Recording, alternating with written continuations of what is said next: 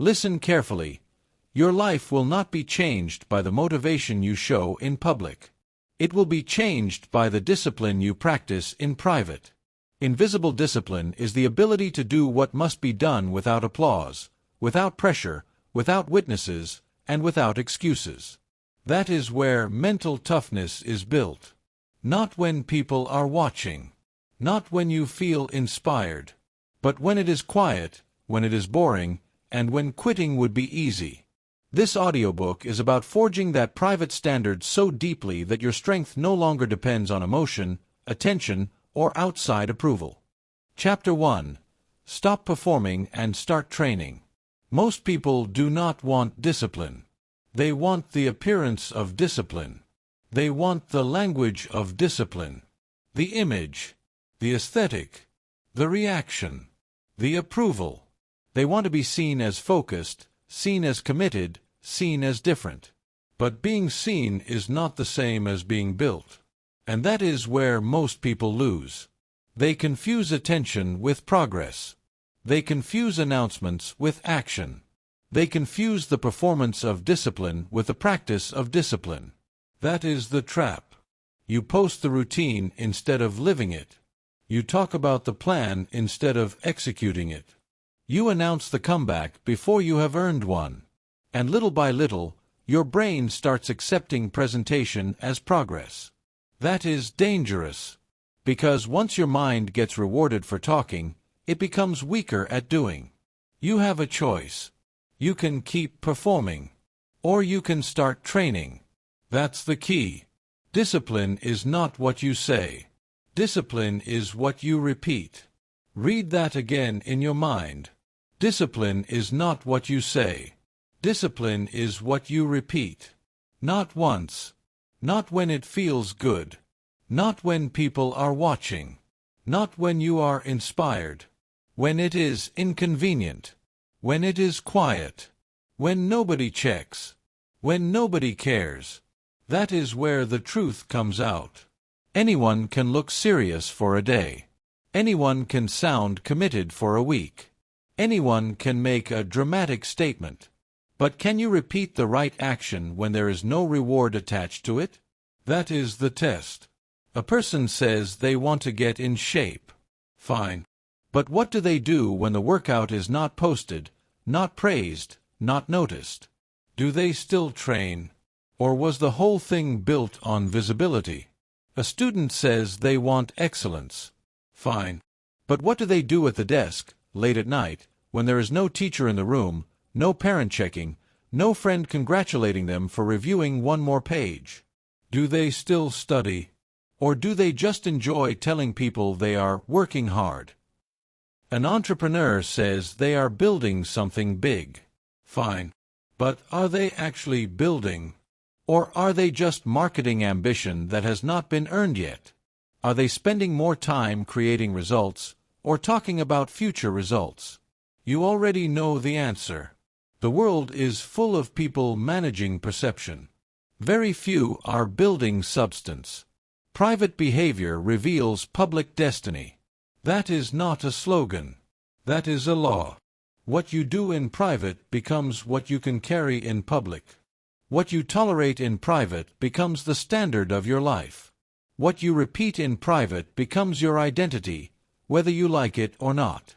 You do not become strong in front of people. You reveal strength in front of people. The building happened earlier. In silence. In repetition. In private. That is why invisible discipline matters. Because the private version of you is the real version of you.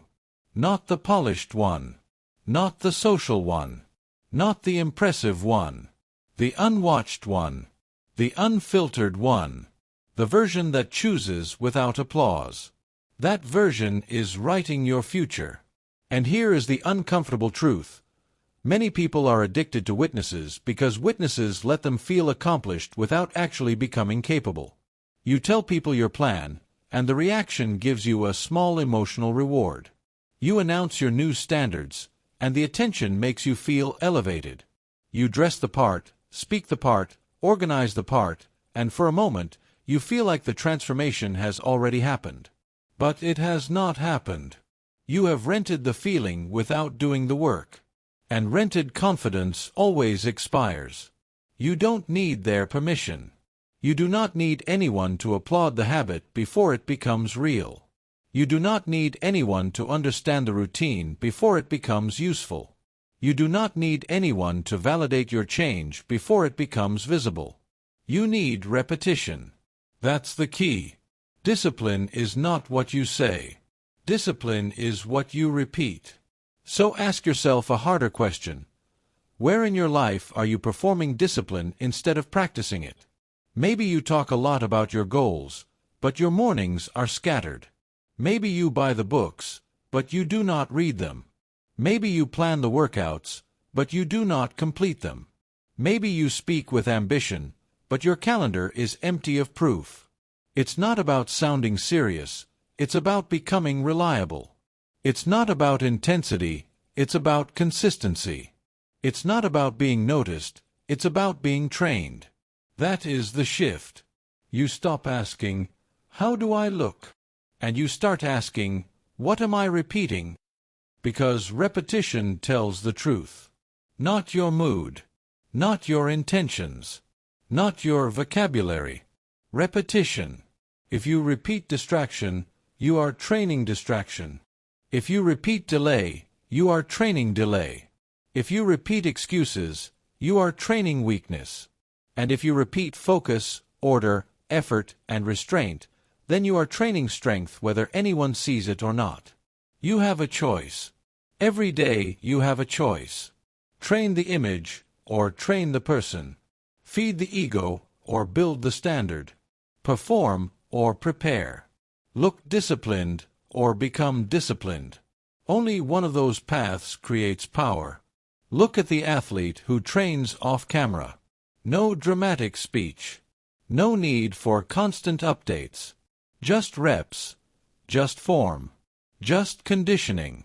Just discipline repeated until the body becomes evidence. Look at the student who studies when nobody checks. No performance. No noise. Just pages reviewed, concepts learned, distractions removed. That student is not hoping to appear capable. They are becoming capable. Look at the entrepreneur who builds quietly. No endless declarations. No addiction to being seen as in motion. Just product, service, systems, improvement. Quiet work. Real work. While others are branding ambition, they are building proof. That is why private behavior reveals public destiny.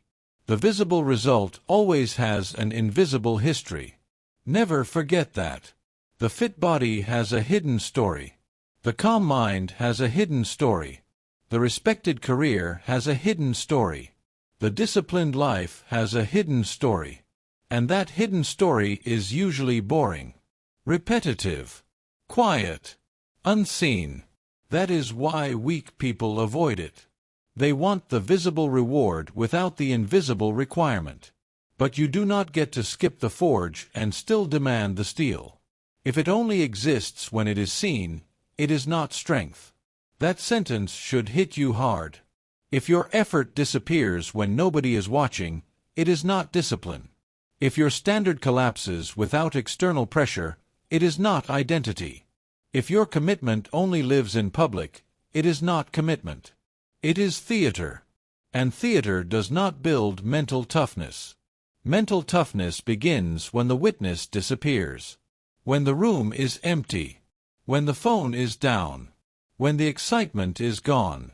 When the task is still there. That is the moment. That is where you meet yourself.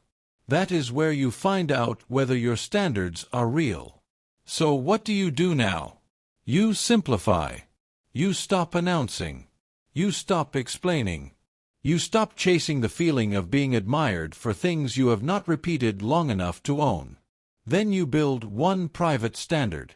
1. Wake up when you said you would. Read 10 pages every night. Train 4 days a week. Study for 1 uninterrupted hour. Put your phone away during deep work. Clean your space before bed. Small actions. Repeated hard. Repeated honestly. Repeated privately. Because discipline is not what you say. Discipline is what you repeat. You do not need a dramatic reinvention. You need private proof. You do not need more witnesses. You need more reps. You do not need to look stronger. You need to become harder to break. That's the key. The world rewards performance in the short term, but life rewards training in the long term. And invisible discipline is built when you stop needing credit for what is still under construction. So stop performing. Start training. Stop presenting. Start repeating. Stop managing image. Start building identity. Because the version of you that wins in public will always be built in private first. Private behavior reveals public destiny. If it only exists when it is seen, it is not strength. Remember that. Live that. Repeat that. You stopped chasing the image. Good. Now you need to survive the monotony that breaks most people. Chapter 2. Do the boring thing until it becomes power. Most people do not lose because the work is impossible. They lose because the work is repetitive. They lose because the work is quiet. They lose because the work does not flatter the ego. The truth is simple. Boredom is not the enemy of greatness. Boredom is the entry fee. That is what weak people never accept. They want progress to feel exciting. They want growth to feel cinematic. They want discipline to feel intense, emotional, dramatic, and visible. But real discipline does not work that way. Real discipline is repetitive. Real discipline is structured. Real discipline is often unimpressive in the moment. That's the key. What is boring to the weak becomes power to the disciplined. Read that again in your mind. What is boring to the weak becomes power to the disciplined. This is where most people break. Not in the hard moment. In the dull moment. Not when the work is impossible. When the work is familiar. Not when the task is painful. When the task is predictable. Because ego hates repetition. Ego wants novelty. Ego wants applause. Ego wants to feel special. But results do not care about your ego. Strength does not care whether you are entertained. Mental toughness does not care whether the process feels fresh. It asks one question: can you keep going when the work becomes ordinary? You have a choice. You can keep chasing stimulation, or you can start respecting monotony. And the second path is where your power begins. Look at the early morning walk.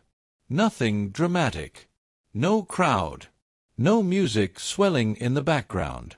No instant transformation. Just your body moving when it would be easier to stay still. Just your mind learning that the day does not start with comfort. It starts with command. 1 walk means little. 50 walks change your baseline. 100 walks change your identity. That is how boring things become powerful. Look at repeated savings habits. Nobody claps because you skipped one unnecessary purchase. Nobody celebrates because you transferred a little money instead of wasting it. It feels small, almost invisible. But over time, that small act becomes security. Then freedom. Then self-respect. What looked boring was actually strategic. What looked minor was actually structural. That's the key. The boring habit is often the breakthrough habit. Look at daily reading. 10 pages a day does not impress anybody. It does not look intense. It does not make you feel like a genius overnight. But 10 pages a day becomes books finished. Books finished become concepts learned. Concepts learned become better decisions. Better decisions become a better life. This is how disciplined people think. They understand compounding. They understand accumulation. They understand that ordinary actions, repeated without drama, create extraordinary outcomes. You do not rise through intensity. You rise through repetition. That line matters because intensity is seductive. Intensity feels strong. Intensity makes you believe you are changing. A perfect workout. A 5-hour burst of effort. A dramatic reset. A powerful promise to yourself. Fine. But what happens tomorrow? And the day after that? And the week after your motivation cools down? That is the real test. Because one intense day can excite you. But only repetition can rebuild you. It's not about intensity, it's about consistency. It's not about hype, it's about habit. It's not about one powerful start, it's about 1,000 quiet finishes. You have a choice. Live for the surge or live by the system. Weak people need the feeling. Disciplined people need the standard. And standards survive boring days. This is why routine must stop feeling like punishment in your mind. Routine is not a prison. Routine is a weapon. Routine removes negotiation. Routine reduces friction. Routine protects you from the chaos of your own moods. When something becomes routine, it stops requiring a fresh debate every day. That matters. Because every day you debate what should already be decided, you leak energy. Should I train today? Should I read today? Should I save money today? Should I stretch? Should I journal? Should I finish this small task now? Wrong question. If it matters, it should not stay up for debate. That's the key. The disciplined person decides once and repeats many times. The undisciplined person decides every day and still gets nowhere. So let us make this practical. What does boring discipline actually look like? It looks like walking early even when the weather is average and your energy is average and your mood is average. It looks like stretching for 10 minutes instead of waiting for pain to force you into action. It looks like journaling at night, not because you feel poetic, but because you need clarity more than stimulation. It looks like reading when your phone is more exciting. It looks like finishing one small task before it grows into a mental burden. It looks like putting things back where they belong. It looks like cleaning your space before sleep. It looks like reviewing your spending. It looks like drinking water. It looks like showing up. Again and again and again. That repetition is not glamorous. But it is deeply powerful. Because every time you complete a boring task without resistance, you train something much bigger than the task itself. You train obedience. You train order. You train patience. You train self-respect. You train the ability to act without needing emotional reward first. And that is rare. Most people are addicted to stimulation. They scroll when things get quiet. They quit when things get repetitive. They switch plans when things stop feeling exciting. They confuse novelty with growth. But novelty is often a distraction in a better outfit. You don't need their permission. You do not need the world to admire your simple habits. You do not need anyone to understand why you protect your mornings. You do not need anyone to praise the fact that you save, read, stretch, walk, and organize your life with consistency. You need the result. And results come from repetition. What is boring to the weak becomes power to the disciplined. So stop asking whether the habit is exciting. Ask whether the habit is effective. Stop asking whether the routine feels fresh. Ask whether the routine is making you harder to break. Stop asking whether the task is impressive. Ask whether the task is building the kind of person you can trust. That is the transformation. You stop worshiping stimulation. You start respecting structure. You stop chasing intensity. You start mastering repetition. You stop needing every day to feel different. You start making every day count. The boring habit is often the breakthrough habit. Why? Because boring habits are sustainable. And sustainable habits change lives. Anyone can do something difficult once. Very few can do something useful for a long time. That is why your power is hidden in what you are tempted to dismiss. The walk, the pages, the savings, the stretch, the journal entry, the small cleanup, the finished task. These are not minor acts. These are identity-shaping acts. These are private votes for the person you are becoming. And if you keep casting those votes, eventually the behavior stops feeling optional. That is where real momentum begins. Because extraordinary lives are built on ordinary actions done long enough to stop feeling optional. Let that settle. Ordinary actions. Done long enough. Until they stop feeling optional. That is the formula. Not magic. Not motivation. Not talent. Not endless reinvention. Repetition. That's the key. You do not rise through intensity. You rise through repetition. So here is what you do next. Pick 3 boring habits. Not 10. 3. 1 for your body. 1 for your mind. 1 for your environment. For your body, maybe it is a morning walk, daily stretching, or a fixed bedtime. For your mind, maybe it is reading 10 pages, journaling for 5 minutes, or reviewing your goals every evening. For your environment, maybe it is cleaning your desk, planning tomorrow the night before, or finishing 1 delayed task each day. Then do them without drama. Do them without announcement. Do them without renegotiation. Do them until they become part of your structure. And when you get bored, do not panic. Good. Boredom means you are no longer being entertained. It does not mean the habit has lost value. It means the habit is becoming normal. That is exactly what you want. Because once a powerful habit feels normal, it becomes automatic. And once it becomes automatic, it starts carrying you on days when motivation disappears. That is how invisible discipline is built. Not through noise. Through monotony mastered. Not through emotional surges. Through ordinary actions repeated until they become power. You have a choice. You can run from boredom and remain fragile. Or you can walk straight through monotony and become dangerous. What is boring to the weak becomes power to the disciplined. Remember that the next time your mind begs for novelty instead of growth. The routine is not trapping you. The routine is training you. The repetition is not punishing you.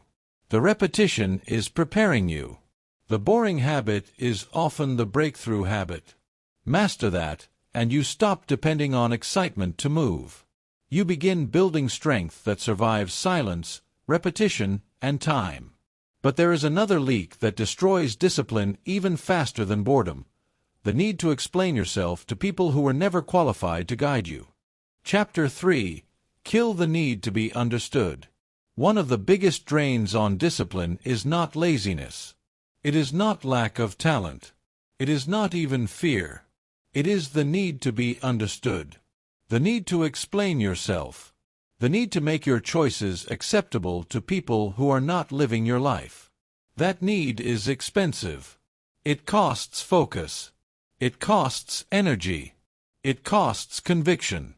And most people do not even realize how badly it is weakening them. They think they are being respectful. They think they are being transparent. They think they are just communicating. No. Most of the time, they are negotiating their standards with people who never earned authority over them. That is the truth. Explanation is often weakness in disguise. Read that again in your mind. Explanation is often weakness in disguise. Why? Because when you constantly explain yourself, you are usually asking for emotional approval before you act. You are trying to soften your decision so people will not resist it. You are trying to make your boundary easier for others to accept. And the moment you do that, your boundary is no longer a boundary. It becomes a request. That is where discipline starts leaking. A disciplined life requires decisions. Clear ones. clean ones, quiet ones. And not every decision needs a speech attached to it. You have a choice. You can keep defending your path, or you can start walking it. That's the key. Not everyone deserves access to your reasons. That phrase matters because too many people hand out explanations like they owe the world a private tour of their mind. They say no, then immediately panic and explain. They protect their time, then rush to justify it. They change their standards, then feel guilty if other people are uncomfortable.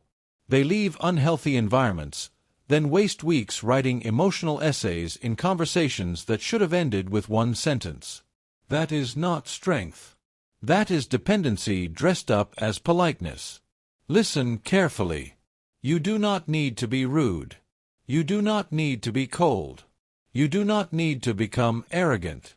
But you do need to stop acting like every decision requires public approval. You don't need their permission. You do not need permission to protect your mornings. You do not need permission to decline an invitation. You do not need permission to go quiet and work. You do not need permission to leave people behind who only loved the version of you that had no standards. You do not need permission to change. And you definitely do not need permission to outgrow a room that was built around your former weakness. That's the key. Tough people do not waste strength defending their path to people who have not earned a vote. That line should reset something in you. Because too many people let casual opinions carry serious weight. Someone who does not train questions your routine. Someone who wastes money questions your discipline. Someone who has no focus questions your schedule. Someone who benefits from your lack of boundaries questions your new limits. And instead of recognizing the source, you start explaining. You start defending. You start shrinking your clarity to make them more comfortable. That is how sabotage enters your life. Not always through attack. Often through access. Often through conversation. Often through your own need to be understood. Look at real life. You decline a late-night invitation because you wake up early, train early, and work with purpose. But instead of saying, "I can't make it," you give a 3-minute explanation. Why? Because you are afraid they will misread you. You are afraid they will think you are boring, distant, or different. But you are different. That is the point. It's not about being liked. It's about being aligned. Look at work hours. You finally decide to protect your deep work. No random calls. No endless chatting. No reactive living. You carve out focus time. Then someone questions it. Suddenly you feel pressure to explain why you are unavailable, why you are less responsive, why you are not always accessible. Wrong move. Not everyone deserves access to your reasons. Your time does not become valid only after other people understand it. Your priorities do not become important only after other people agree with them. You have a choice. Either your life is led by standards or it is led by reactions. Either you protect what matters or you explain it until it disappears. That's the key. And then there is the deeper problem. Over-explaining does not just drain energy. It invites interference. The more people know about your process, the more opinions they insert into it. The more you justify your choices, the more openings you create for weak minds to question strong decisions. The more you defend a boundary, the more negotiable it sounds. That is why quiet strength matters. A simple no. A simple decision. A simple absence. A simple shift. No drama. No long speech. No emotional committee meeting. Just direction. Because invisible discipline requires emotional independence. That is the real lesson. If your peace depends on being understood, then your peace is still controlled by other people. If your standard depends on being approved, then your standard is still fragile.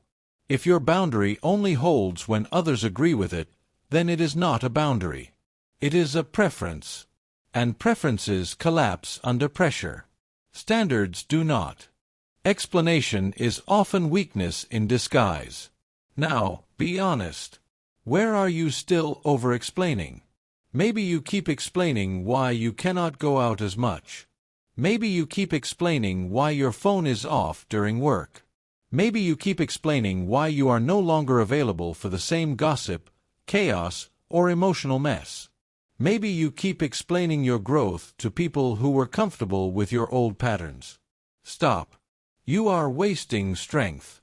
You are trying to convince people who are often committed to misunderstanding you anyway. That is another hard truth. Some people do not misunderstand you by accident. They misunderstand you because your change inconveniences them. Your new standards expose their lack of discipline.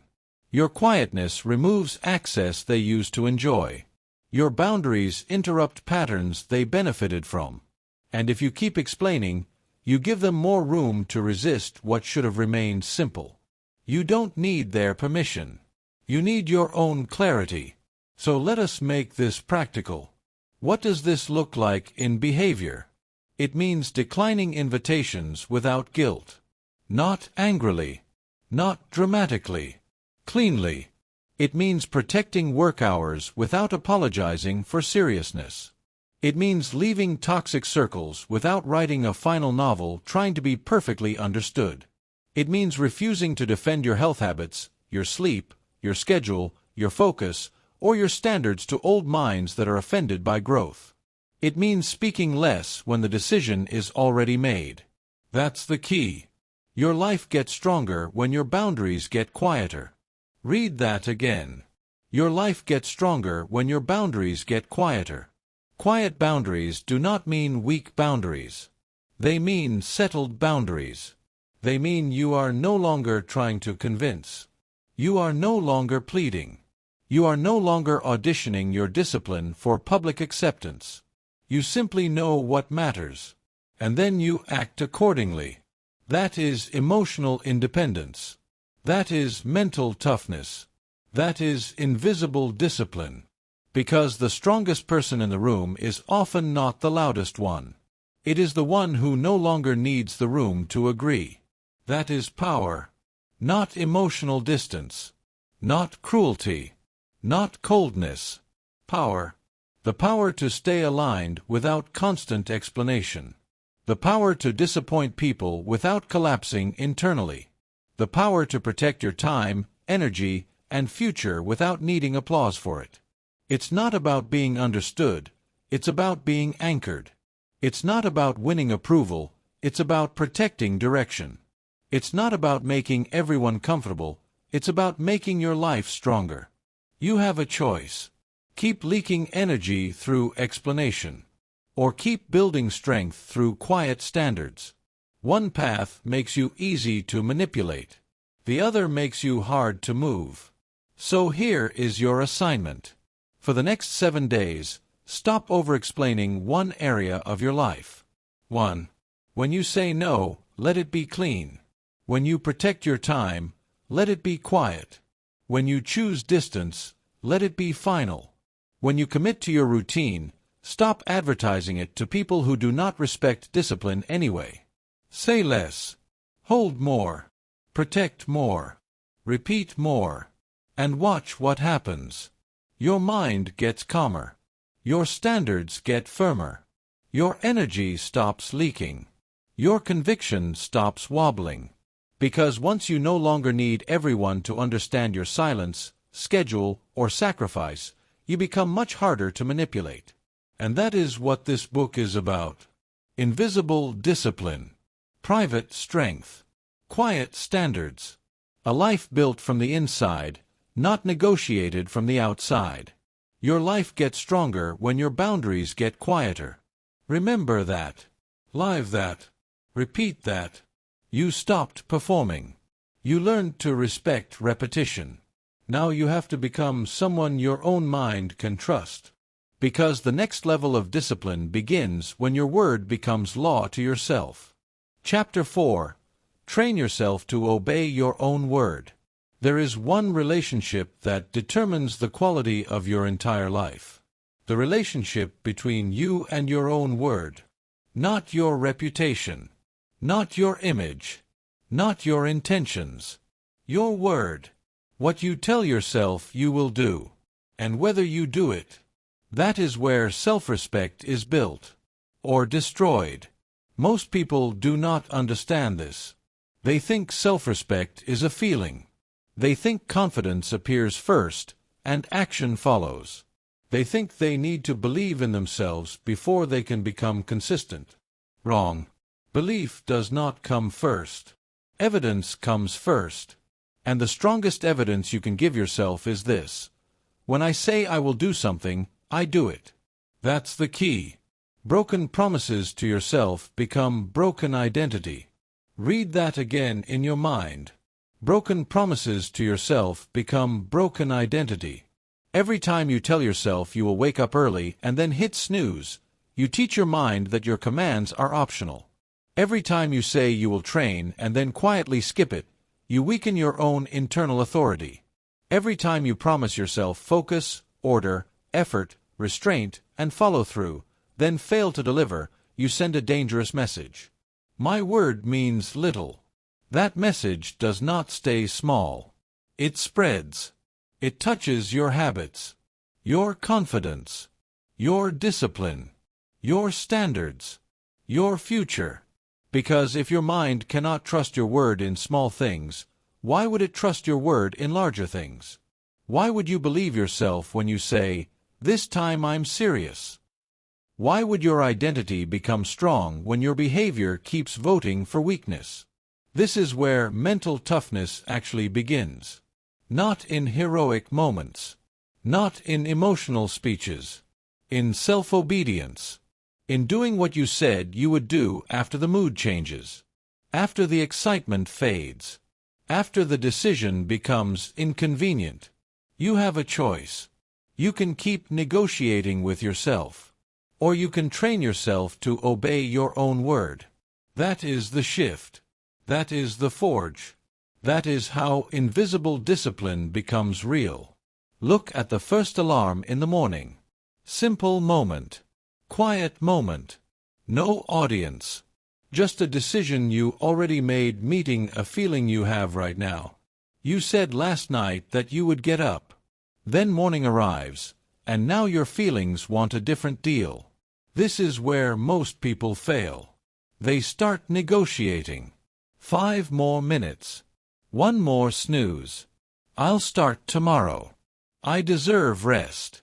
Maybe later. And every one of those thoughts sounds harmless. But they are not harmless. They are training. They are teaching your mind that decisions are temporary and feelings are final. That is a terrible system. Because feelings change by the hour. Standards should not. It's not about sleepiness, it's about self-obedience. That's the key. When the alarm rings, the issue is bigger than getting out of bed. The issue is whether your word still has authority when comfort tries to overrule it. The same thing happens with workouts. You schedule the training. You know the time. You know what needs to happen. Then the hour arrives and suddenly the mind starts bargaining. You are tired. You had a long day. You can double up tomorrow. You need a break. Again, the content changes, but the pattern stays the same. Negotiation. Delay. Self-betrayal in a polite voice. And if you keep doing that, your mind learns a brutal lesson. This person talks strong, but folds easily. That destroys self-respect. Not all at once. Quietly. Repeatedly. Broken promises to yourself become broken identity. Now take something even smaller. Keeping your room in order. Putting things back. Cleaning your desk. Folding what needs to be folded. Straightening what needs to be straightened. People dismiss this because it looks too simple. That is their mistake. Order is not about appearance. It is about alignment. It is about proving that when something needs to be handled, you handle it. Without drama. Without delay. Without a rescue mission later. It's not about perfection, it's about discipline. A messy room is often a messy conversation with yourself. A room where everything gets postponed. A room where little acts of self-command are constantly abandoned. Fix that. Not because it impresses anyone. Because it trains you. The same is true for deadlines nobody else knows about. This is where character gets exposed. Public deadlines are easy. There is pressure. There is accountability. There is consequence. Private deadlines are different. Nobody knows. Nobody checks. Nobody punishes you if you delay. And that is exactly why they matter so much. Because honoring a private deadline is pure evidence of self-respect. It proves that your word does not need surveillance to remain active. It proves that your standards are internal, not borrowed. It proves that you are becoming someone who can be trusted from the inside out. Every kept promise makes you heavier in your own eyes. Read that again. Every kept promise makes you heavier in your own eyes. Heavier means more solid, more credible, more anchored. When you keep promises to yourself, your mind starts taking you seriously. Your decisions stop sounding like wishes. Your goals stop sounding like fantasies. Your identity stops feeling fragile. Because now there is proof. Daily proof. Private proof. Real proof. And mental toughness is built on proof. Not hope. Not talk. Proof. That's the key. This is why you must stop making casual promises to yourself. Stop saying things you do not intend to carry. Stop declaring big standards with weak follow-through.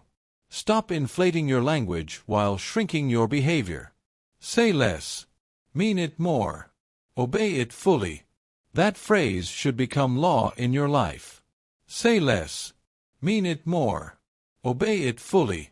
Do not tell yourself you will change everything by Monday. Pick something real. Something concrete. Something measurable. Something you can obey. Wake up at the first alarm. Complete the workout you scheduled. Read for 30 minutes. Clean your space before sleep. Finish the task before entertainment. Answer the email before scrolling. Drink the water. Track the spending. Whatever it is, let it be clear. Then stop negotiating once the decision is made. That is one of the biggest transformations this chapter demands. Stop negotiating with yourself after the commitment has already been set. Negotiation is where most discipline dies. Not because the task is impossible. Because the mind keeps reopening a case that should already be closed. Should I do it now? Should I skip today? Should I move it? Should I lower the standard? Wrong. The decision was already made. Now the only job is execution. You have a choice. Either your decisions remain decisions, or they become suggestions. Suggestions create weak identities. Decisions create strong ones. And once you understand that, your life changes. Because now every small act becomes a private vote. You wake up on time. Vote. You finish the workout. Vote. You keep the room in order. Vote. You honor the deadline. Vote. You stay off the phone during work. Vote. You do what you said. Vote. And over time, those votes build a new self-concept. Not a fantasy. A fact. A person who follows through. A person whose word carries weight. A person who can be trusted under pressure. That is what self-respect actually is. Not self-praise. Not self-esteem talk. Trust. Trust in your own commands. Trust in your own follow-through. Trust that when life gets hard, you will not immediately collapse into negotiation. That is power. And once you start building it, you begin to understand something deeper. Obedience to your own word creates freedom. People think discipline restricts freedom. No. Indiscipline destroys freedom. When you cannot trust your own word, your whole life becomes unstable. Your goals stay weak. Your routines stay inconsistent. Your mind stays divided. You become a person who wants things without building the structure to hold them. Discipline fixes that. Self-obedience fixes that. Because now your life is not run by temporary emotion. It is run by durable command. It's not about motivation, it's about obedience. It's not about big promises, it's about daily proof. It's not about talking tough, it's about becoming trustworthy. That's the key. So here is your assignment. For the next 7 days, choose 3 promises. Only 3. 1 physical, 1 mental, 1 environmental. Physical: wake up at the first alarm, walk for 20 minutes, or complete the workout. Mental: read, journal, study, or sit in focused silence. Environmental: clean your room, organize your desk, prepare tomorrow the night before. Then obey them. No drama. No speeches. No excuses. No renegotiation. And at the end of those 7 days, do not ask whether you feel different. Ask whether you have become more credible in your own eyes. That is the real win. Every kept promise makes you heavier in your own eyes. Remember that. Carry that. Repeat that. Because invisible discipline is not built when you impress the world. It is built when your own mind learns that your word is law. Once that happens, your standards get sharper, your identity gets stronger, and your life stops bending so easily under pressure. You have learned to stop performing. You have learned to master boredom. You have learned to protect your boundaries. Now you must protect something even more valuable: your energy. Because noise destroys discipline faster than difficulty ever will. Chapter 5. Make silence your competitive advantage. Most people are too loud to become dangerous. They talk too early. They explain too much. They announce too often. They leak energy through constant expression, then wonder why they have so little power left for execution. That is the modern trap. Noise feels productive. Noise feels social. Noise feels alive. But noise weakens focus. And focus is the birthplace of disciplined execution. That's the key. Silence protects energy. Read that again in your mind. Silence protects energy. Every unnecessary update costs something. Every premature announcement costs something. Every conversation about what you are about to do takes energy that should have gone into actually doing it. And weak people do this all the time. They speak at the beginning because speaking gives them the emotional reward before the work is done. They post the first step instead of earning the 10th. They reveal the plan before they have built the proof. They confuse expression with progress. You have a choice. You can keep broadcasting, or you can start building. Only one of those makes you strong. Only one of those builds invisible discipline. Only one of those creates results that do not collapse under pressure. Silence protects energy. That is not just about staying off social media. It is about understanding that your mind has limited force. And every time you spend that force trying to be seen, explained, noticed, or validated, you subtract from the force available for execution. That is why the quiet person often wins. Not because they are mysterious. Because they are conserving power. Because they are not spending tomorrow's focus on today's performance. Look at training. One person works out and immediately posts it. Every session becomes content. Every effort becomes a signal. Every small win needs witnesses. Another person trains quietly. No camera. No performance. No announcement. Just reps. Just sweat. Just discipline. Months later, one person has a feed full of effort.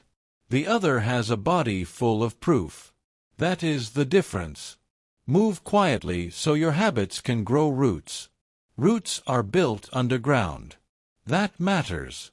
Anything that grows too exposed, too early, too fragile, can be damaged before it becomes strong enough to stand on its own. The same is true for discipline.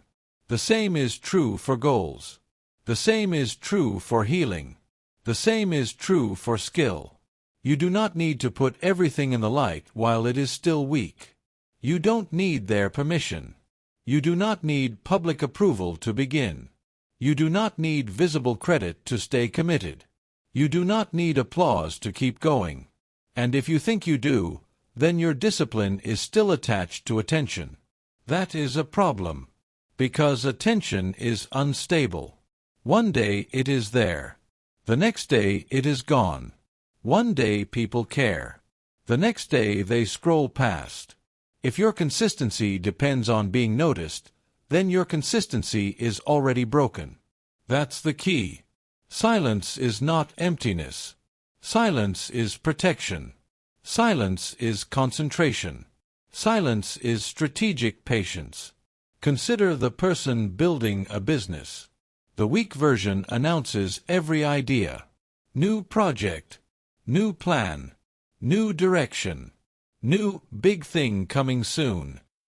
They speak in headlines before they have built a foundation. Why?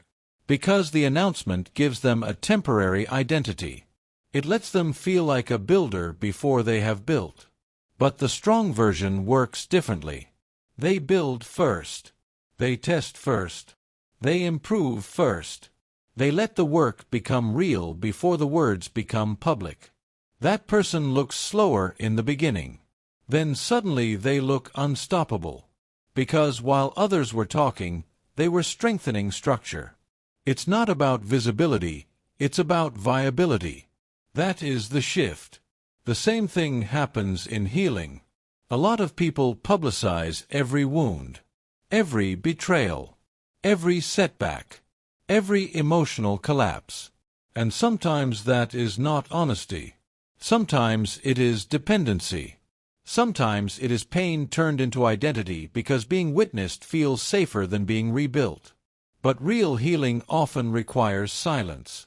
Not suppression. Not denial. Silence. Space. Distance. Privacy.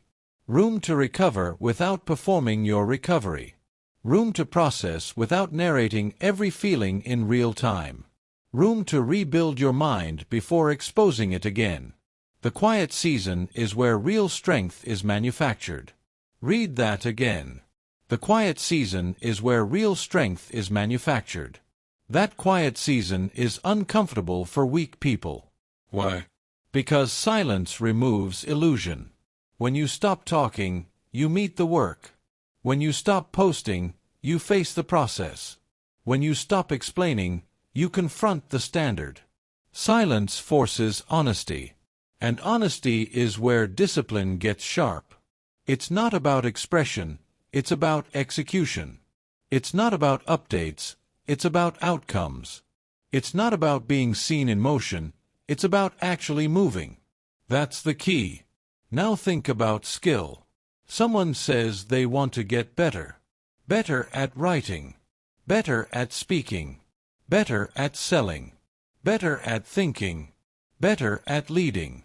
Fine. Then practice. Quietly. Without demanding immediate recognition. Without turning every early rep into a public event. Without needing visible credit for unfinished ability. This is where mature discipline separates from immature ambition. Immature ambition wants to be recognized early. Mature discipline is willing to be unseen for a long time. Because mature discipline understands something weak people never learn. Visible results are usually the final chapter of an invisible process. That process needs protection. That process needs focus. That process needs silence. Silence protects energy. And energy matters more than most people realize. Your attention is fuel. Your focus is fuel. Your emotional steadiness is fuel. Stop wasting it on unnecessary exposure. Stop wasting it on conversations that produce no result. Stop wasting it on trying to look active instead of being effective. You have a choice. Spend energy on the signal, or spend energy on the substance. One gets reactions. The other gets results. Here is the practical lesson. Separate expression from progress. Do not assume that because you spoke, you moved. Do not assume that because you shared, you advanced. Do not assume that because you announced, you committed. Sometimes speech is movement, but often speech is substitution. It gives you the feeling of action without the burden of completion. That is dangerous. So what do? You create protected silence. You build parts of your life that are not for display. You train without reporting every rep. You work without announcing every session. You heal without turning your pain into content. You practice without needing constant acknowledgement. You build the habit before you reveal the result. Move quietly so your habits can grow roots. That means fewer updates, fewer declarations, fewer explanations, more work, more observation, more consistency, more private proof. It also means being patient enough to let your life speak later. Weak people want immediate recognition. Strong people can wait. They understand that silence is not inactivity. Silence is incubation. Silence is compression. Silence is stored force. And when that force is finally released through results, it carries weight. Every serious person learns this sooner or later. The loud life is often a shallow life. The disciplined life has quiet seasons. Long ones. Hidden ones. Uncelebrated ones.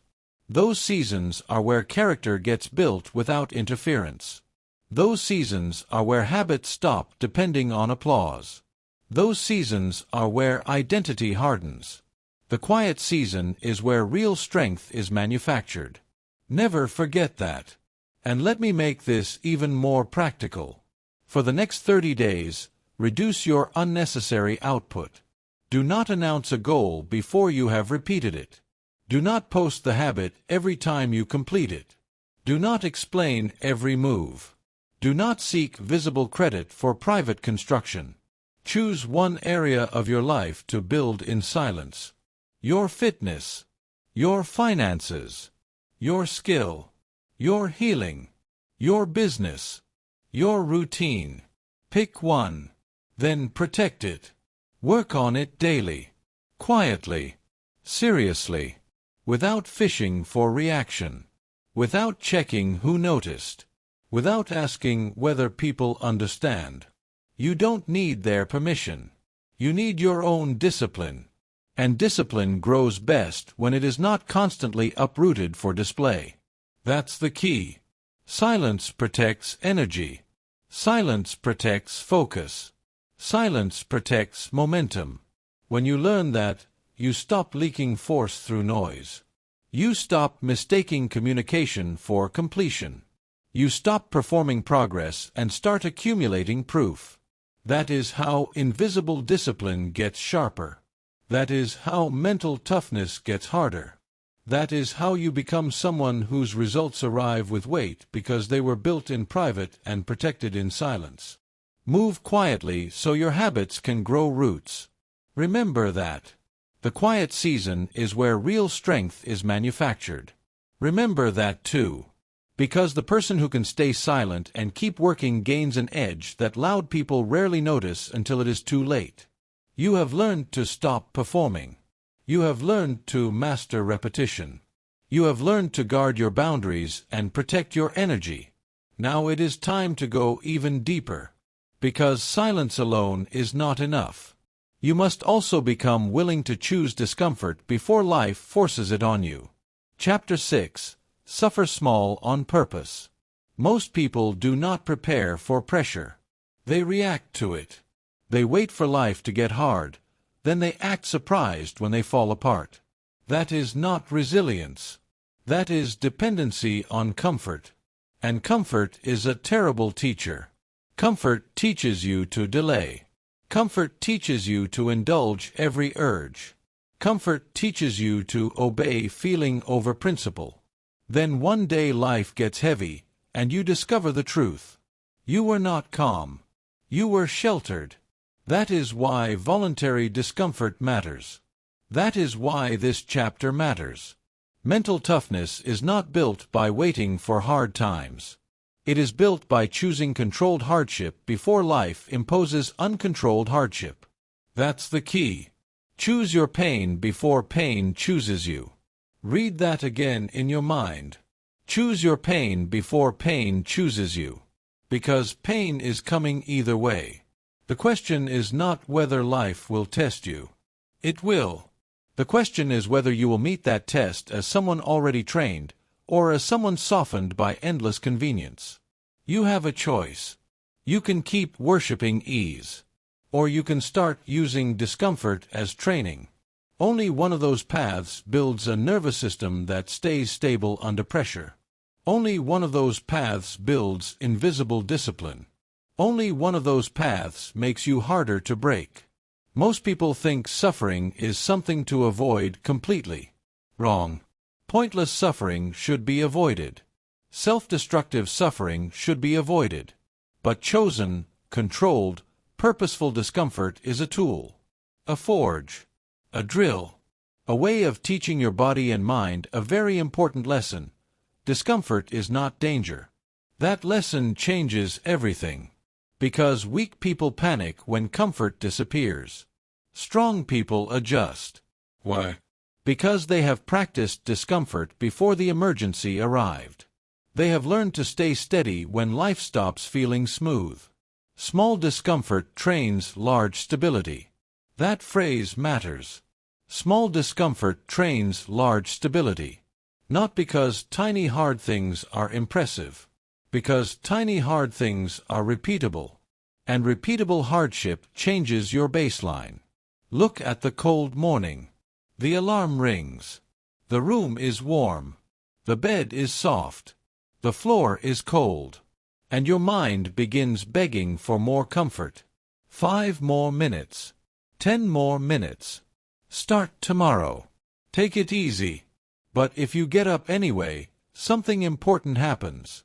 You teach your nervous system that discomfort does not get the final vote. You teach your identity that command outranks convenience. You teach your day to begin with strength, not surrender. It's not about temperature, it's about discipline. That's the key. Look at the workout when tired. Not injured. Not broken. Just tired. Just not in the mood. Just tempted to skip. Those are some of the most valuable sessions you will ever complete. Why? Because they teach you to act without ideal conditions. Anyone can train when energized. Anyone can focus when inspired. Anyone can be sharp when life is smooth. The question is what happens when your feelings withdraw their support. Do you still move? Do you still execute? Do you still obey the standard? That is where resilience is forged. Not in perfect conditions. In resisted conditions. Small discomfort trains large stability. The same thing applies to distraction. You say you want focus, yet you obey every urge to check, scroll, click, snack, escape, and avoid. Then you wonder why your mind feels weak. Your mind feels weak because it has been trained to run from stillness.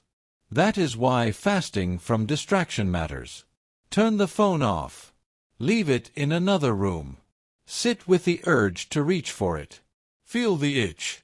Do not obey it immediately. That is training. That is not punishment. That is you proving that impulse is not your master. You have a choice. Obey every urge and become softer. Or deny some urges and become steadier. Only one of those builds self-command. Softness grows when every urge is obeyed. That is the uncomfortable truth. Every time you instantly obey comfort, appetite, laziness, distraction, or avoidance, you reinforce the same message. Relief matters more than growth. That message spreads. It shows up in your eating, your spending, your relationships, your work, your sleep, your integrity. Because once the mind learns that discomfort should always be escaped, it starts treating every challenge like a threat. And that is how fragile people are made. Not overnight. Through repeated surrender. Comfort is a reward, not a ruler. Read that again. Comfort is a reward, not a ruler. Comfort should not decide your mornings. Comfort should not decide your training. Comfort should not decide your schedule. Comfort should not decide whether difficult conversations happen. Comfort should not decide your future. Yet for most people it does. They avoid the honest conversation because tension feels unpleasant. They delay the task because effort feels heavy. They choose the easy meal because discipline feels annoying. They postpone the budget because restraint feels restrictive. They leave the room messy because order feels inconvenient. These are not small failures. These are repeated lessons in surrender. And surrender repeated becomes identity. It's not about comfort, it's about command. That's the key. Consider difficult conversations.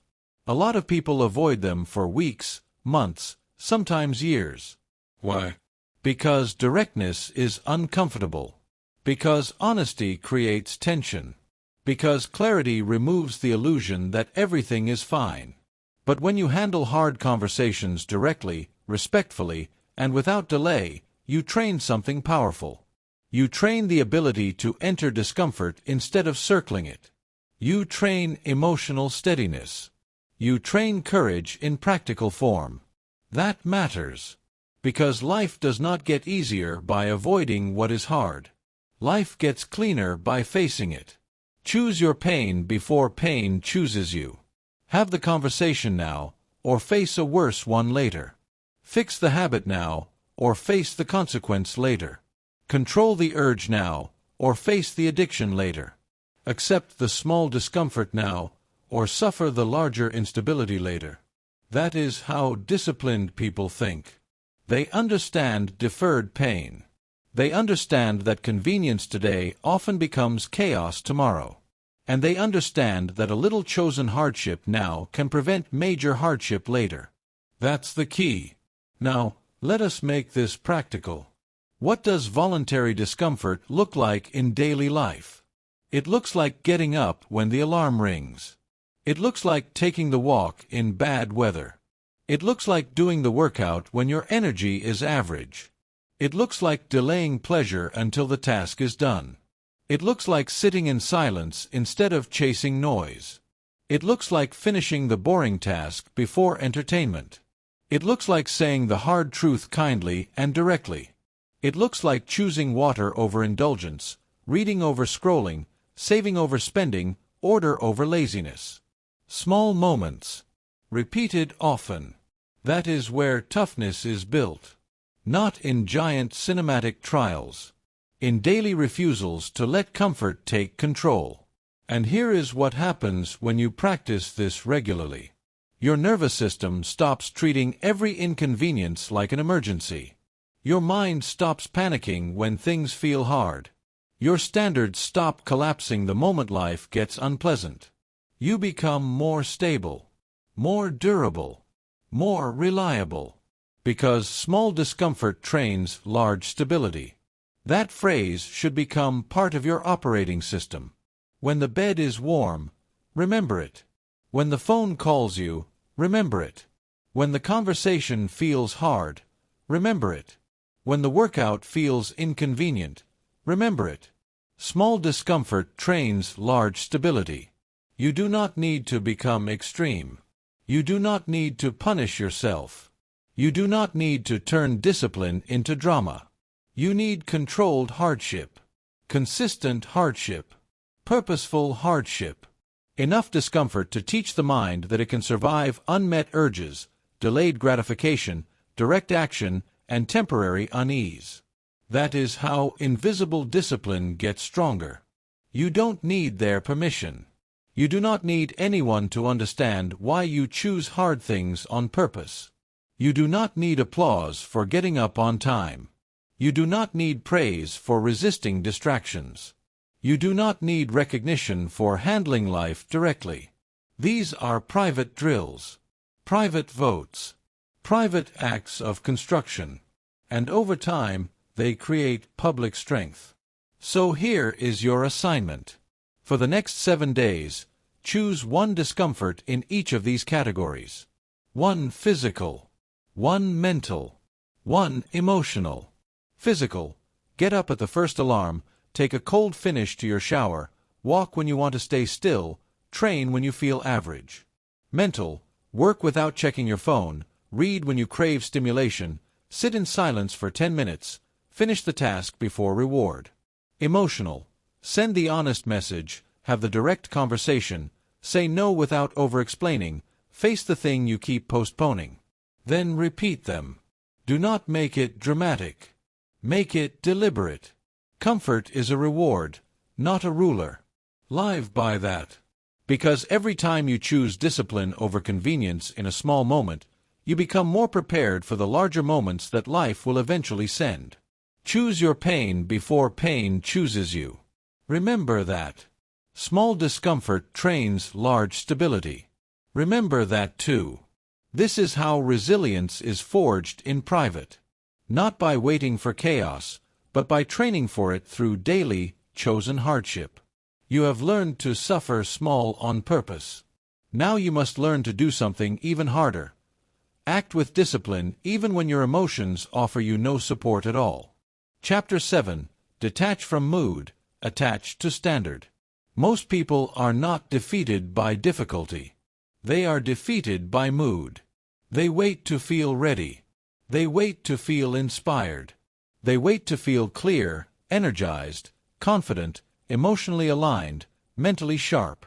And while they wait, life keeps moving. Opportunities pass. Standards weaken. Promises decay. Momentum dies. This is one of the most dangerous habits in modern life, treating emotion like authority. It is not. Your mood is not your commander. Read that again in your mind. Your mood is not your commander. Mood changes with sleep. Mood changes with weather. Mood changes with a text message. Mood changes with hormones, memory, stress, disappointment, hunger, comparison, noise, and one bad hour. So why would you hand leadership to something that unstable? Why would you let something that fragile control something as important as your future? You have a choice. You can keep asking your feelings for permission. Or you can start living by a standard. That's the key. Mood is unstable. Standards are durable. Motivation is unreliable. Standards are repeatable. Emotion is a terrible manager. Standards create order. That is why disciplined people do not ask, "How do I feel today?" before they act. They ask, "What does the standard require?" That question changes everything. Because once you begin living by standard, you stop turning every day into a referendum on your emotions. You stop renegotiating what matters. You stop making your values depend on your energy level. You stop waiting for internal weather to improve before you move. And that is where invisible discipline becomes real. Your mood is not your commander. Let that hit you hard. Because this is where most people lose years. Not in catastrophe. In hesitation. In delay. In emotional dependency. They say, "I'll start when I feel better. I'll focus when I'm in the right headspace. I'll train when motivation comes back. I'll clean up when life calms down." No. That is how weak cycles continue. You do not need a favorable day to practice discipline. You need a stable standard. Look at a parent. Exhausted. Sleep-deprived. Stressed. Still handling responsibilities. Still showing up. Still preparing meals, solving problems, keeping promises, doing what the family needs. Why? Because responsibility does not disappear when mood disappears. That parent may not feel powerful. but they still act with power. That is discipline. Look at the worker who gets disappointing news, then still shows up and performs. Not perfectly, not magically, but steadily. They do not get to collapse every time emotion dips. They still have duties. They still have standards. They still have a role to carry. That is maturity.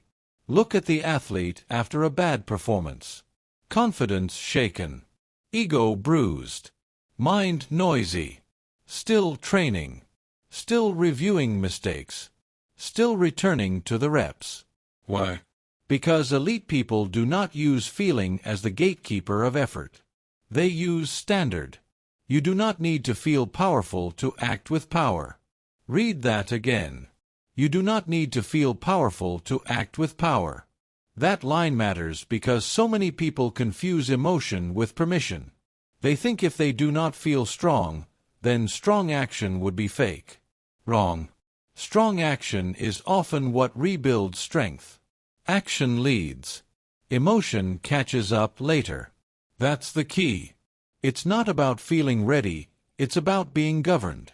It's not about mood, it's about standard. It's not about emotional comfort, it's about identity. Because identity-based discipline works differently. The undisciplined person says, "I'll do it if I feel like it." The disciplined person says, "I do it because this is who I am." That sentence changes your whole life. Because now the work is no longer attached to a passing emotion. It is attached to a stable self-concept. I train because I am someone who trains. I read because I am someone who sharpens the mind. I keep my word because I am someone whose word matters. I show up because I am someone who does not abandon standards when feelings shift. Feelings change. Standards remain. Read that again in your mind. Feelings change. Standards remain. That is how you become reliable. Not by controlling every emotion. By refusing to let emotion control your behavior. Now, be clear. This is not about denying feelings. It is not about pretending emotion does not exist. It is not about becoming numb. It is about hierarchy. Feelings can speak. They just do not get the final vote. That is mature discipline. You can feel tired and still act with order. You can feel disappointed and still keep your promises. You can feel distracted and still complete the task. You can feel doubt and still move with structure. That is power. And it matters because life will not always hand you ideal emotional conditions. Sometimes you will be grieving. Sometimes frustrated. Sometimes overstimulated.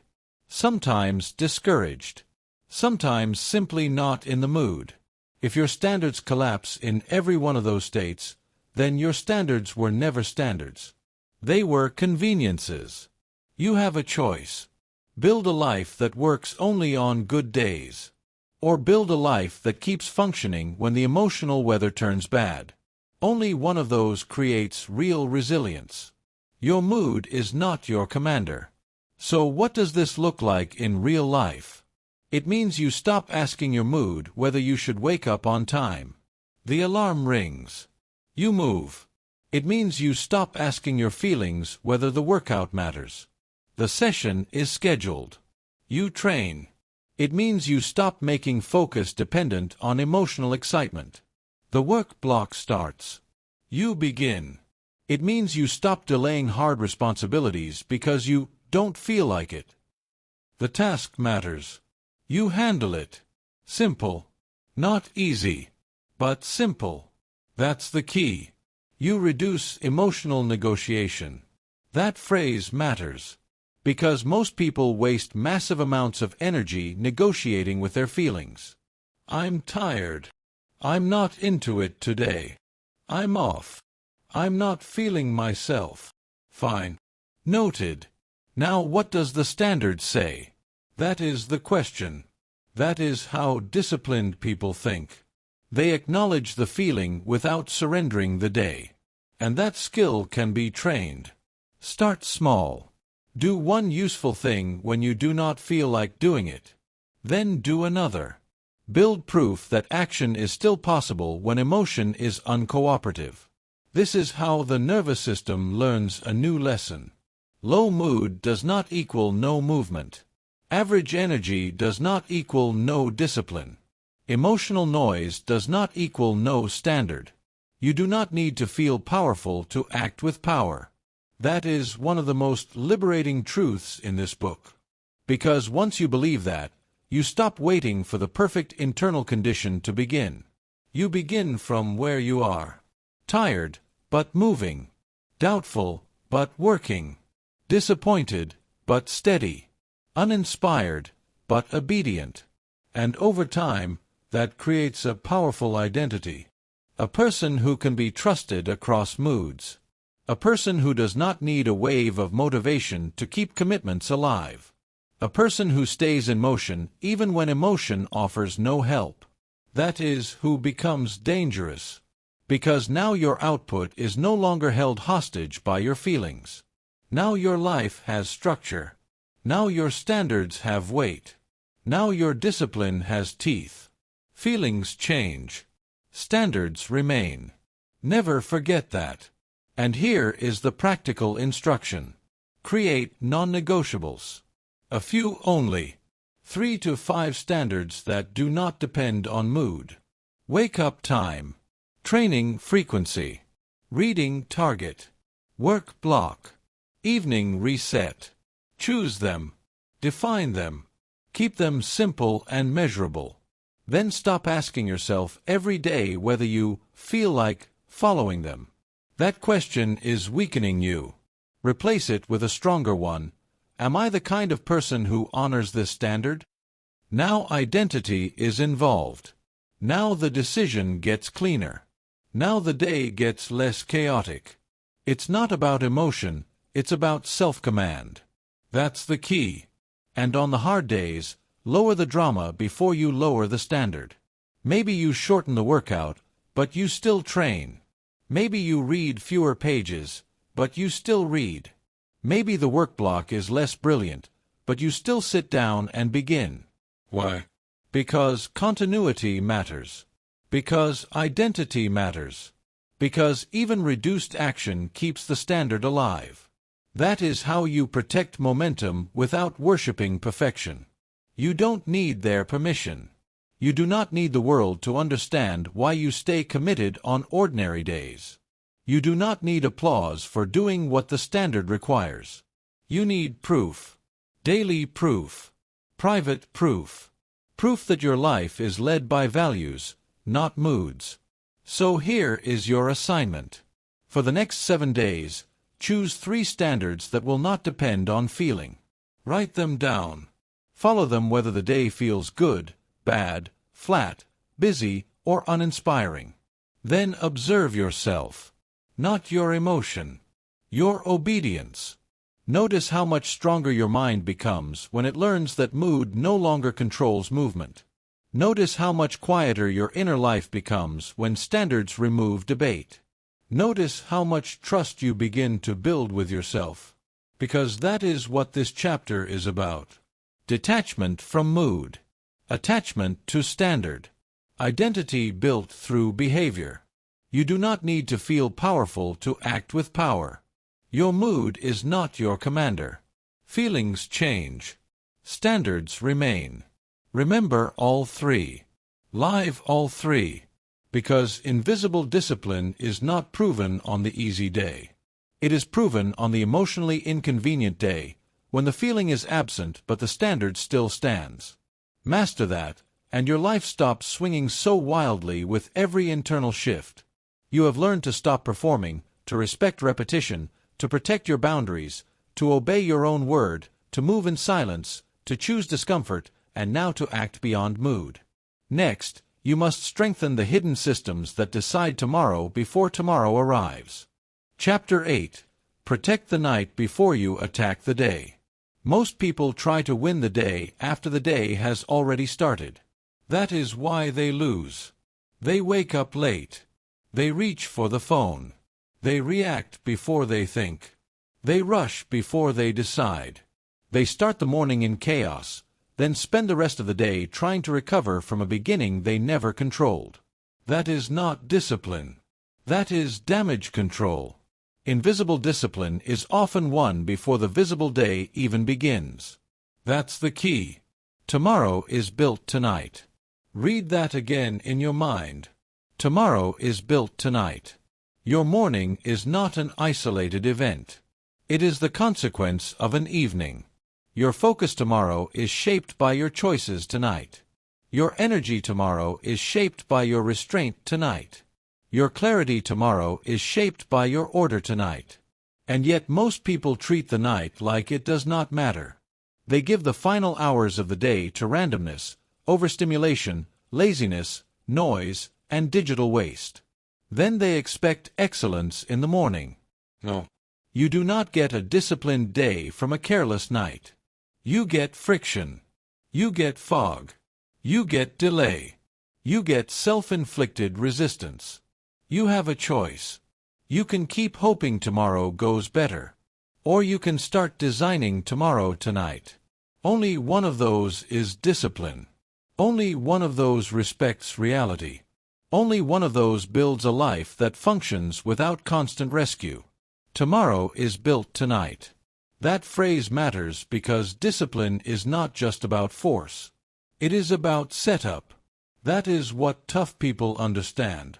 They do not merely react well. They prepare well. They know that willpower is valuable, but limited. They know that decision fatigue is real. They know that every unnecessary choice in the morning drains focus that should be used for better things. So they reduce the friction before it arrives. They prepare the environment. They simplify the next step. They make the right action easier to execute. That's the key. Win the setup, and you win the struggle. Read that again. Win the setup, and you win the struggle. Look at something simple. Workout clothes set out the night before. That seems small. Good. Small is where invisible discipline lives. If your clothes are ready, the first decision is gone. If the bag is packed, the first excuse is weaker. If the shoes are by the door, the threshold to action is lower. That matters. Because in the morning, lazy thinking is strong.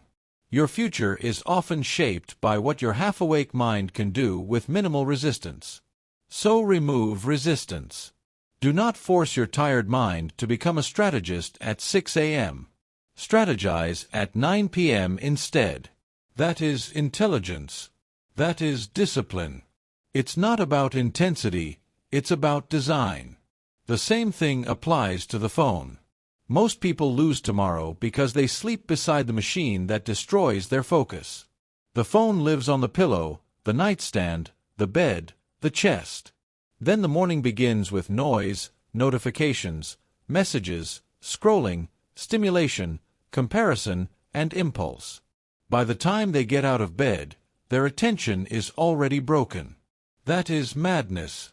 Charge the phone outside the bedroom. Simple. Not dramatic. Effective. One decision at night creates a better first hour in the morning. And that better first hour can change the entire shape of the day. You don't need their permission. You do not need anyone to validate the seriousness of protecting your attention. You do not need anyone to understand why you do not sleep beside a distraction machine. You do not need anyone's approval to guard the doorway of your mind. You need discipline. Because attention is one of your greatest assets, and the night before is where you either protect it or sabotage it. Tomorrow is built tonight. Now think about written priorities. Most people wake up and then ask, "What should I do today?" Wrong. That question should already be answered. If your priorities are not decided until the day begins, then the day is already exposed to noise, mood, and distraction. Write them down the night before. 3 priorities. Not 20. 3. Clear. Specific. Measurable. What must be done? What matters most? What will move life forward instead of just keeping you busy? Decide that while your mind is calm. Decide that before sleep. Then tomorrow does not begin with confusion. It begins with direction. The prepared mind needs fewer heroic moments. That line is powerful because too many people are trying to become disciplined through constant emergency effort. They want to lock in every morning. They want to overpower chaos every day. They want discipline to feel like battle from sunrise to sunset. That is not sustainable. Real discipline reduces the number of battles. Real discipline lowers the need for heroics. Real discipline makes good choices easier by preparing them in advance. That's the key. The prepared mind needs fewer heroic moments. Look at mindless scrolling at night. This is one of the most common ways people quietly destroy tomorrow. They say they are relaxing. Usually they are not relaxing. They are numbing. There is a difference. Relaxation restores you. Numbing drains you slowly while pretending to help. You scroll past midnight. You absorb noise. You overstimulate the mind. You delay sleep. You weaken recovery. Then tomorrow feels hard, and you act like the difficulty came from nowhere. It did not come from nowhere. It came from undisciplined evenings repeated too long. It's not about sleepiness, it's about self-sabotage. That's the key. Digital restraint at night is not a luxury. It is a performance decision. It is a clarity decision. It is a respect for tomorrow decision. Cut off the endless feed. Set a time. Honor it. Replace stimulation with shutdown. Reading. Stretching. Planning. Silence. Reflection. Order. These things do not seem exciting. Good. Excitement is not the point. Preparation is the point. And preparation creates power. Now think about the state of your environment before sleep. Messy room. Dirty desk. Unfinished clutter. Laundry spread out. Random objects everywhere. No plan. No reset. Then you wake up into visual noise. And visual noise becomes mental noise. Mental noise becomes delay. Delay becomes weakness. End the day with order instead of chaos.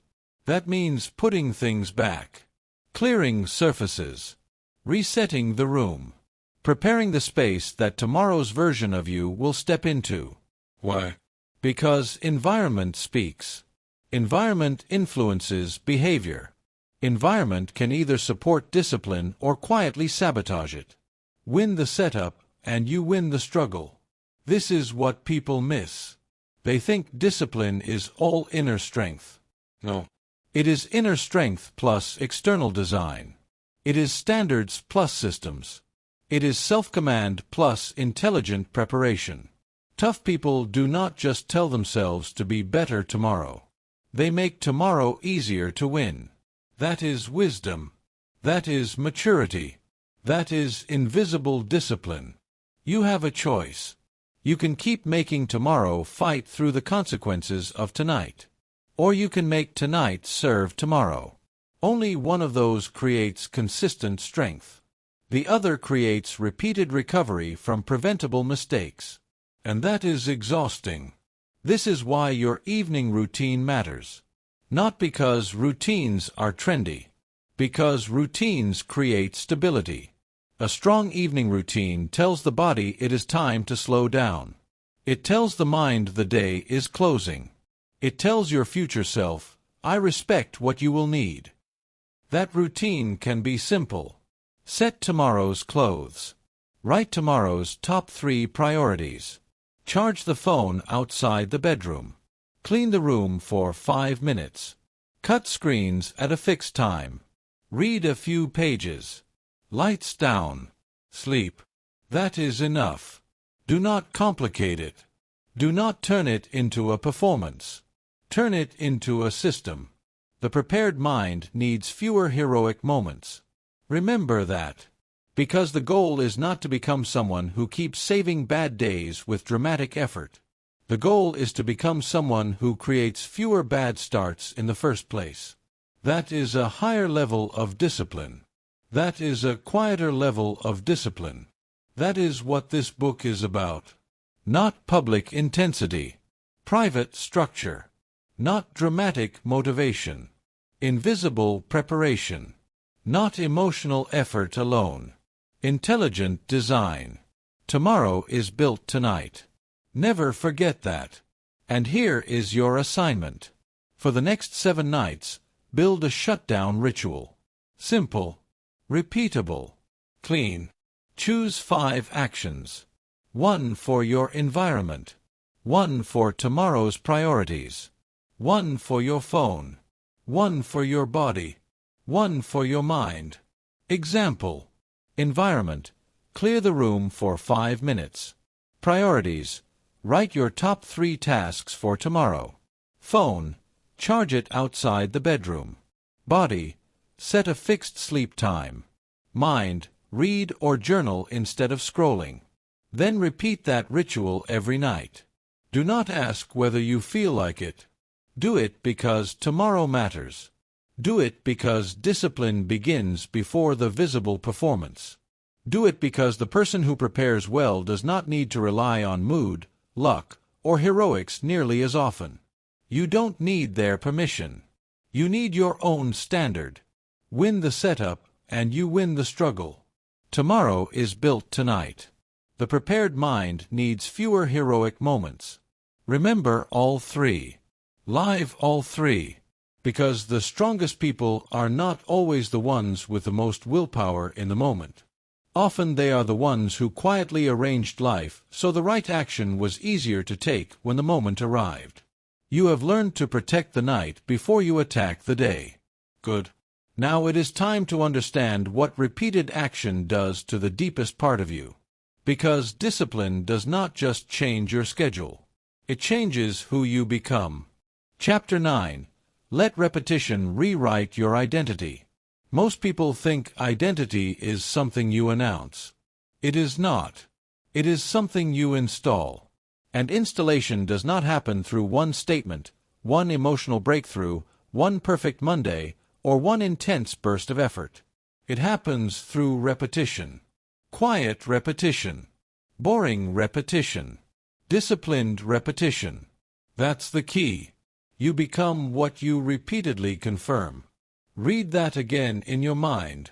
You become what you repeatedly confirm. Not what you hope. Not what you post. Not what you promise. Not what you say you are working on. What you repeatedly confirm. That is why identity is far less emotional than people think. People love identity language. I'm becoming more focused. I'm becoming stronger. I'm becoming more disciplined. Fine. But what are you repeating? Because repetition is the real vote. Every action casts 1. Every delay casts 1. Every excuse casts 1. Every kept promise casts 1. Every avoided responsibility casts 1. Every act of order casts 1. Every surrender to chaos casts 1. And over time, the identity with the most votes wins. You have a choice. You can keep reinforcing the old self. Or you can start installing the new one. But do not confuse desire with evidence. Desire is cheap. Evidence changes identity. That's the key. Identity follows evidence, not intention. Read that again. Identity follows evidence, not intention. This is where most people get stuck. They want to feel like a new person before they behave like one. They want confidence first. Certainty first. Momentum first. No. You act first. The feeling follows later. You move first. The belief catches up later. You repeat first. The identity locks in later. Act first. Believe later. Repeat until it fits.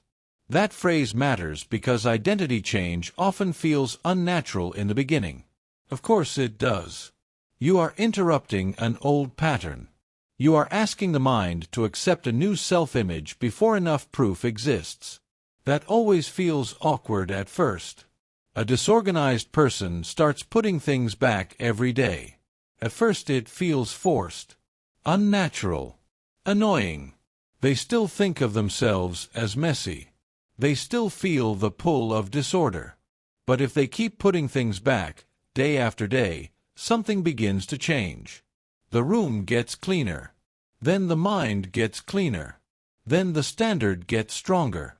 Then one day they no longer say, "I'm trying to be organized." They say, "I keep things in order." Why? Because repetition installed identity. You become what you repeatedly confirm.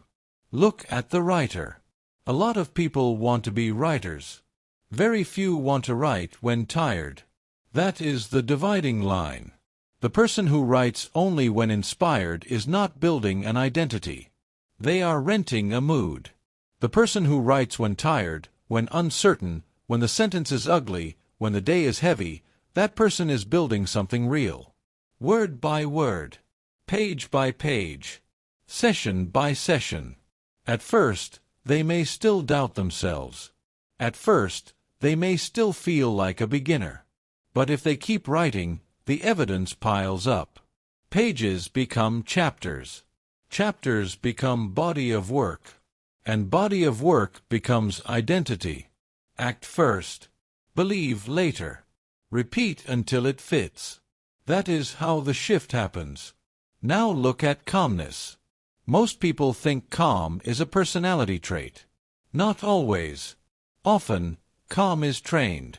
A person becomes calmer by refusing chaos in small conflicts, by lowering their voice instead of raising it, by pausing instead of reacting, by staying anchored when small irritations appear, by refusing to turn every inconvenience into emotional theater.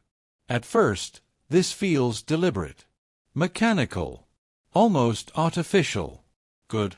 That is normal. Because identity change is often mechanical before it feels emotional. The person who stays steady in small moments is casting votes. Votes for restraint. Votes for composure. Votes for self-command. And eventually the mind accepts the pattern. Now calm is no longer something they are trying to perform. It is something they have repeated enough to own. Identity follows evidence, not intention. Never forget that. This is why mental toughness is not an event. It is not one hard day. Not one breakthrough speech. Not one perfect month. Mental toughness is a rewrite of self through disciplined evidence. That's the key. You do not become tough by declaring that you are tough. You become tough by repeatedly doing hard things without collapsing. You do not become focused by saying focus matters. You become focused by repeatedly protecting your attention. You do not become reliable by wanting to be reliable. You become reliable by repeatedly doing what you said you would do. It's not about intention, it's about installation. That is the shift. And that shift is available to anyone willing to repeat the right actions long enough. This should free you, because it means you do not need to feel like the new person first. You do not need some dramatic internal transformation before behavior changes. You do not need perfect confidence. You do not need total clarity. You need reps. You need evidence. You need votes. You have a choice. Keep waiting to feel like the person. Or start behaving like the person until the mind has no choice but to accept the new identity. Only one of those paths works. The other path keeps people trapped for years. They think. They plan. They visualize. They talk. But they do not repeat. So identity never changes. Because the evidence never changes. And the mind is not stupid. It watches what you do. Not what you say. Not what you wish. What you do. Repeatedly. You become what you repeatedly confirm. That means every small act matters more than you think. Putting your shoes back where they belong matters. Opening the book instead of the app matters. Finishing the task instead of postponing it matters. Staying calm in the first 10 seconds of tension matters. Taking the walk when you feel flat matters. Cleaning the room before sleep matters. Saving money when nobody sees it matters. Speaking directly instead of avoiding truth matters. These look like small actions. They are not small. They are identity votes. Private votes. And private votes build public character. That is why you must stop dismissing small disciplined acts as insignificant. They are not insignificant. They are cumulative. And cumulative behavior becomes self-concept. That's the key. Now let us make this practical. If you want a new identity, stop asking abstract questions. Do not ask, "How do I become a more disciplined person?" Ask, "What would a disciplined person repeat daily?" Then do that. If you want to become organized, repeat order. Put things back. Reset the room. Prepare tomorrow tonight. If you want to become focused, repeat focus. Remove the phone. Protect the work block. Finish what you start. If you want to become calm, repeat calm behaviors. Pause before speaking. Slow the reaction. Lower the volume. Refuse unnecessary drama. If you want to become physically strong, repeat physical standards. Train. Recover. Eat with intention. Sleep on time. Walk when it would be easier not to. The formula is always the same. Act first. Believe later. Repeat until it fits. That does not mean fake a personality. It means build a pattern. Because patterns become proof. And proof becomes identity. This also means you must be careful what you keep confirming. If you repeatedly break promises, you confirm unreliability. If you repeatedly procrastinate, you confirm avoidance. If you repeatedly indulge chaos, you confirm weakness. If you repeatedly obey mood, you confirm fragility. Do not act surprised when identity follows. Identity follows evidence, not intention. So the work is simple. Not easy. Simple. Audit your repetitions. Look at your daily confirmations. What are you teaching your mind about who you are? What are your actions voting for? Strength or softness? Order or drift? Truth or excuse? Command or comfort? You have a choice. And the choice is not made once. It is made daily. That is why repetition is so powerful. It is democracy inside the self. One vote will not change everything. But repeated votes will. And eventually, the old identity loses power simply because it is no longer being fed. That is how real change happens. Quietly. Mechanically. Repeatedly. Then one day it feels natural. One day the habit fits. One day the standard feels like you. One day the old self starts looking unfamiliar. That is when you know the rewrite is working. You do not need their permission. You do not need anyone to validate the identity you are building in private. You do not need applause for your daily votes. You need consistency. You need disciplined evidence. You need enough repetition that the new self stops feeling like effort and starts feeling like truth. So here is your assignment. Choose one identity you want to strengthen. 1. Organized. Focused. Calm. Reliable. Disciplined. Strong. Now write down 3 daily behaviors that confirm that identity. Not vague ones. Specific ones. Then repeat them for the next 30 days. Track them. Protect them. Do not ask whether they feel natural yet. That is the wrong question. Ask whether they are casting the right votes. Because if the votes are right, the identity will follow. Act first. Believe later. Repeat until it fits. You become what you repeatedly confirm. Identity follows evidence, not intention. Remember all three. Live all three. Because invisible discipline is not a performance. It is a rewrite. A private rewrite. A slow installation of evidence so strong that your old excuses no longer match the person you have become. You have learned how repetition rewrites identity. Now it is time to take all of these lessons and build something larger than a habit, larger than a mood, larger than a moment. It is time to build a life that does not collapse under pressure. Chapter 10. Build a life that does not collapse under pressure. This is what all of it was for. Not applause. Not image. Not performance. Not admiration. Not the appearance of discipline. The purpose of invisible discipline is not to impress people. It is to become unshakable. That is the final truth. If you missed everything else, do not miss this. You are not building habits to look serious. You are not building routines to feel superior. You are not building standards so people call you strong. You are building a life that does not collapse when pressure arrives. Because pressure will arrive. Stress will arrive. Conflict will arrive. Disappointment will arrive.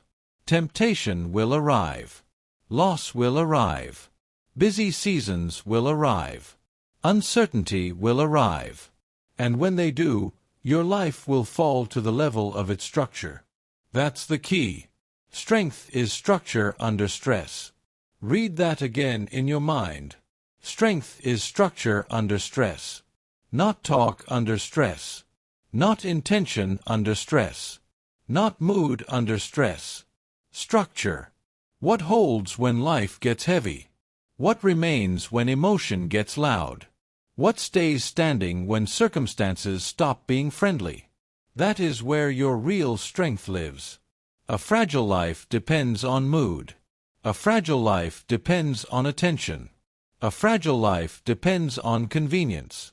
A fragile life depends on luck. When mood disappears, it stops. When attention disappears, it weakens. When convenience disappears, it complains. When luck disappears, it panics. That is fragility. And a lot of people are living that way without admitting it. They call it freedom. It is not freedom. It is instability. Real strength looks different. A strong life depends on systems. A strong life depends on standards. A strong life depends on inner command. That means the structure is already there before the storm. The system is already in place before the pressure. The standard is already established before the temptation. The mind is already trained before the uncertainty. That is what you have been building this entire book. Piece by piece. Quietly. Privately. Relentlessly. You have a choice. You can keep building a life that works only when conditions are easy. Or you can build a life that still functions when conditions get hard. Only one of those is real strength. Only one of those creates peace you can trust. Only one of those gives you the power to carry responsibility without breaking. Strength is structure under stress. Look at money. Financial discipline is not proven when money is flowing and temptation is low. It is proven when desire rises and restraint remains. It is proven when you could impress people but choose stability instead. It is proven when you could spend for relief but choose order instead. Anyone can act disciplined when nothing is pulling on them. The test comes when temptation shows up with a convincing voice. That is where private consistency becomes public stability. If you have quietly built savings habits, spending awareness, delayed gratification, and respect for limits, then pressure hits differently. You do not panic as easily. You do not break as quickly. You do not need to perform wealth while quietly living in weakness. It's not about income, it's about structure. That's the key. Now look at conflict. Emotional control is not proven in peaceful moments. It is proven in the middle of tension. When someone disrespects you. When a conversation turns sharp. When life frustrates you. when exhaustion makes reactivity easier than restraint. That is when emotional structure matters. Can you stay anchored? Can you pause before reacting? Can you keep your voice steady? Can you refuse to turn discomfort into destruction? That is strength. Not because it looks impressive, because it protects what matters. A person with no emotional structure becomes dangerous under pressure. They say too much. They react too fast. They injure relationships, sabotage progress, create chaos, then regret the damage after the wave passes. But the disciplined person has built private restraint. They have practiced calm in smaller moments. They have trained silence, patience, and measured response. So when conflict arrives, they bend less. The life that bends least is built best. Read that again. The life that bends least is built best. Now think about your body. Physical routines maintained in busy seasons say more than physical routines maintained in ideal seasons. When life is open, almost anyone can train. When the calendar fills, the energy dips, the pressure rises, and the day gets crowded, that is where structure gets exposed. Do you still walk? Do you still sleep with intention? Do you still protect your health? Do you still train, even if it has to be shorter, earlier, quieter, less exciting? That is the test. Not perfection. Continuity. Because continuity under pressure is proof that the structure is real. And real structure protects you when life gets demanding. It's not about perfect routines, it's about durable routines. That's the key. The same is true mentally and spiritually. When life becomes uncertain, what holds you? When plans change, what steadies you? When outcomes are unclear, what keeps you from falling into panic, distraction, or self-destruction? This is where inner command matters. Can you sit still? Can you think clearly? Can you return to principle instead of impulse? Can you keep your mind from being dragged around by fear? That does not happen by accident. That happens because you have been training. In private. In silence. In repetition. That is why invisible discipline matters so much. Because private consistency becomes public stability. Nobody sees the small acts. Nobody sees the early mornings. Nobody sees the repeated restraint. Nobody sees the quiet evenings, the controlled tongue, the finished tasks, the protected standards, the simple habits done without applause. But they see the result. They see the steadiness. They see the reliability. They see the composure. They see the strength. And they call it confidence. They call it maturity. They call it leadership. What they are really seeing is structure. Strength is structure under stress. That phrase should stay with you for life, because it changes how you define success. Success is not a loud burst. Success is not one winning season followed by collapse. Success is not a dramatic climb built on fragile habits. Real success is durability. Durability. The ability to hold. The ability to remain useful under pressure. The ability to carry weight without cracking. The ability to stay aligned when life gets hard. That is winning. Winning is no longer about looking intense for a week. Winning is no longer about one emotional breakthrough. Winning is no longer about being impressive in easy conditions. Winning is becoming the kind of person who can be trusted with responsibility. Be the one who holds when life gets heavy. Read that again in your mind. Be the one who holds when life gets heavy. Not the one who talks. Not the one who announces. Not the one who performs confidence until difficulty arrives. The one who holds. The one whose routines survive pressure. The one whose mind stays usable in uncertainty. The one whose finances do not fall apart under temptation. The one whose mouth does not destroy what the heart values. The one whose standards remain standing when mood disappears. The one whose life has been built, not decorated. You have a choice. Spend your life chasing moments, or spend your life building structure. Moments feel exciting. Structure keeps you alive. Moments impress people. Structure protects you. Moments get attention. Structure carries weight. That's the key. The life that bends least is built best. So what do you do now? You stop chasing fragile forms of success. You stop asking, "How do I look?" You stop asking, "How quickly can I win?" You stop asking, "How do I stay motivated?"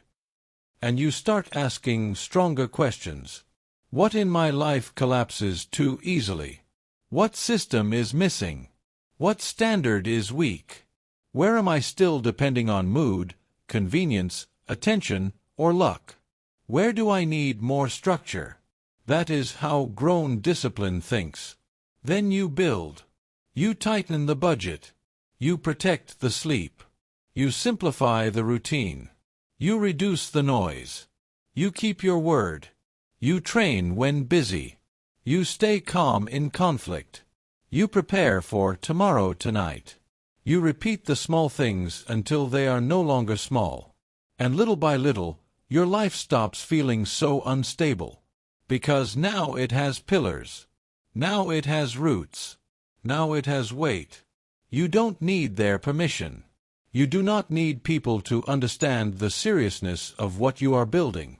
You do not need applause for choosing durability over drama. You do not need visible credit for becoming someone who can carry more without breaking. You need the structure. You need the standard. You need the private proof. That is what makes a person unshakable. Be the one who holds when life gets heavy. Remember that. Strength is structure under stress. Remember that too. The life that bends least is built best. Carry that with you. Because this is the end of the book, but it is also the beginning of a different kind of life. A quieter life. A stronger life. A life not built on public motivation, but on invisible discipline. A life that does not need to look powerful every day because it has been built to remain standing when the pressure finally comes. Now you understand the truth. Invisible discipline is the foundation of every durable life. It is what you do when no one is clapping, no one is checking, no one is praising, and no one is coming to save you. It is in the boring repetition, the kept promises, the quiet boundaries, the controlled discomfort, the steady standards, the protected routines, and the daily actions that rewrite your identity from the inside out. This is how mental toughness is forged. Not in public performance. Not in emotional speeches. Not in temporary motivation. In private. In silence. In repetition. In standards. So here is your challenge. For the next 30 days, choose one invisible habit and do it every single day without announcing it, without excusing it, and without missing it. Let your discipline become so private, so consistent, and so strong that your life begins changing before anyone notices. Then keep going until they have no choice but to see the result.